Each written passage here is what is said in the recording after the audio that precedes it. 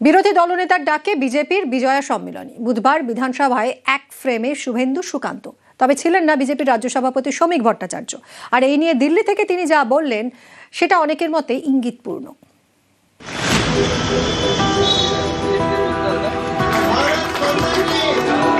বুধবার রাজ্য বিধানসভায় একসঙ্গে শুভেন্দু অধিকারী ও সুকান্ত মজুমদার।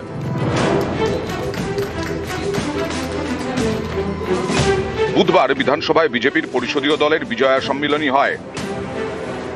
বিরোধী দলনেতার আমন্ত্রণে সেখানে যান সুকান্ত মজুমদার। বিজয়া সম্মেলনী হলেও এই ভোটের বাজারে আলোচনায় উঠে আসে নানা ইস্যু। 26-এর বিধানসভা ভোটে বিজেপির রণকৌশল নিয়ে বিধায়কদের বার্তা দেন সুকান্ত মজুমদার। এসআইআর নিয়ে বিজেপির ভূমিকা কি হবে তা নিয়েও কথা হয়। আমার আসার মূল উদ্দেশ্য হচ্ছে আমাদের সম্মানীয় বিধায়ক যারা আছেন সেই বিধায়কদের সাথে সৌজন্য সাক্ষাৎকার, এবং প্রতি বছরই আমি রাজ্য সভাপতি হওয়ার পর লাস্ট 3-4 বছর ধরে আমি এটা চেষ্টা করছি। প্রায় 50 জনের মতো বিধায়ক উপস্থিত ছিলেন। এখন সেশন না চলা অবস্থাতেও এতজন বিধায়ক একসাথে এখানে এসেছেন। আমরা সবাই মিলে রাজনৈতিক আলোচনা থেকে শুরু করে অন্যান্য আলোচনা করেছি।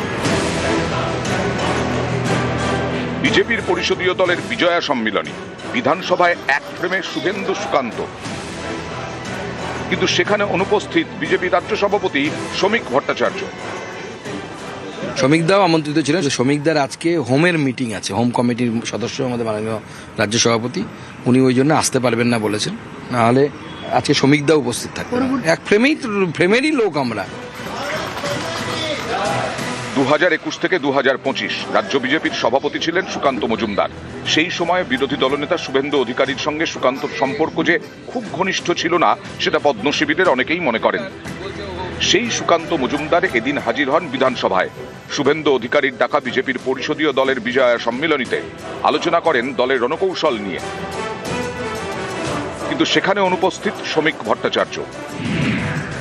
দিল্লি থেকে তিনি বলেন এ নিয়ে কোনো মন্তব্য করবেন না। অনেকের মতে শ্রমিকের এই বক্তব্য ইঙ্গিতপূর্ণ। সুস্মিতা মণ্ডল, নিউজ 18 বাংলা।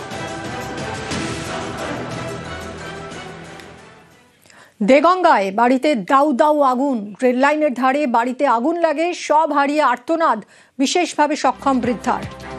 জিয়াউলের সঙ্গে কথা বলবো। জিয়াউল, এই বৃদ্ধা কি তাকে উদ্ধার করা সম্ভব হয়েছে? এখন কি পরিস্থিতি, কি হয়েছিল? একদম দেখো, হঠাৎই গভীর রাতে আগুন লেগে যায় বাড়িতে, এবং শুধু একটি বাড়িতে নয়, পরপর 3টে বাড়িতে আগুন লাগে এবং সে আগুনের লেলিহান শিখায় আরো অন্যান্য বাড়িতে ক্ষতিগ্রস্ত হয়।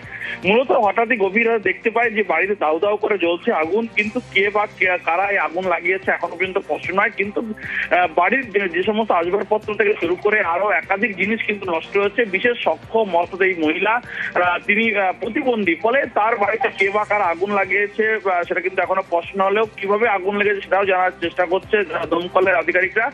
মূলত যেভাবে ক্ষতিগ্রস্ত হচ্ছে, ফলে আগুনের লেলিহান শিখায় এতটাই তীব্রতা ছিল, ফলে এলাকার মানুষ ছুটে এসে তারা নেভানোর চেষ্টা করলেও কিন্তু সে বিফলে যায়। তার কারণে একেবারে আগুনের লেলিহান শিখায় পুরো বাড়িটাই নষ্ট হয়ে গেছে, এবং সেই লেলিহান শিখার পার্শ্ববর্তী আরো বেশ কয়েকটি বাড়িতে ক্ষতিগ্রস্ত হয়েছে। কিন্তু কিভাবে আগুন লাগলো স্পষ্ট না হলেও মহিলার একটা দাবি, যেভাবে কেউ বা কারা তার সঙ্গে শত্রুতা থাকতে পারে তার জন্য আগুন লেগেছে, ফলে জানার চেষ্টা করছে প্রশাসন। ফলে এই মুহূর্তে পুরোটাই সর্বহারা হয়ে গেছে মহিলা, ফলে কে বা কার আগুন লাগিয়েছে সবটা তদন্ত করে দেখা হচ্ছে। ধন্যবাদ জিয়াউল।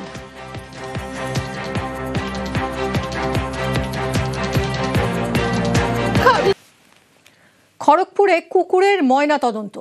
আইআইটি ক্যাম্পাস থেকে মৃত কুকুর উদ্ধার হয়। অধ্যাপকের মৃত কুকুরকে উদ্ধার করেন আইআইটির এক অধ্যাপক।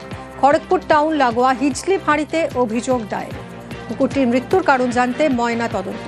কথা বলবো শঙ্করের সঙ্গে। শঙ্কর, কেন ময়না তদন্ত করা হচ্ছে এই কুকুরকে নিয়ে? কি অভিযোগ কুকুরের মৃত্যু নিয়ে? দেখো মিমি, মৃত একটি ফিমেল কুকুরের ময়না তদন্ত হলো বুধবার দুপুরে স্টেট অ্যানিমেল হেলথ সেন্টার মেদিনীপুরে।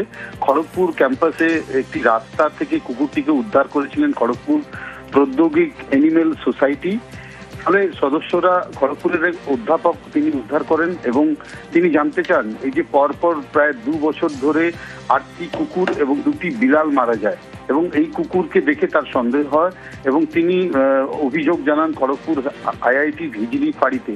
এই অভিযোগের পরেই তিনি গতকাল জানা যাচ্ছে যে মেদিনীপুর এনিমেল এই সোসাইটিতে তিনি কুকুরের ময়নাতদন্ত করেছেন এবং তার প্রাথমিক যে রিপোর্ট আছে তার অপেক্ষায় তিনি রয়েছেন। তার অভিযোগ যে দীর্ঘদিন ধরে আইআইটি ক্যাম্পাসের মধ্যে কেউ বা কারা পথ কুকুরদেরকে মেরে ফেলছে। তার জেরে তিনি লিখিত অভিযোগ জানিয়েছেন এবং ময়নাতদন্ত করে জানতে চাইছে যে ঠিক কি কারণে এই কুকুরগুলোকে আইআইটি ক্যাম্পাসে